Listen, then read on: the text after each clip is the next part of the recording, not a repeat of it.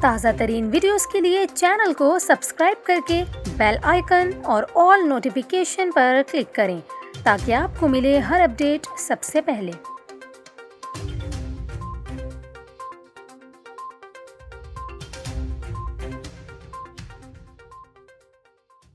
السلام علیکم، نیوز 24/7 اردو میں خوش آمدید۔ ناظرین، ابھی آپ کو بتائیں کہ میٹرک اور انٹر کے امتحانات کی متوقع تاریخ سامنے آ گئی ہے۔ انٹر بورڈ چیئرمینز کمیٹی کا اجلاس ہوا ہے، جس میں سندھ کے تعلیمی بورڈز نے امتحانات سے متعلق تجاویز تیار کر لی ہیں۔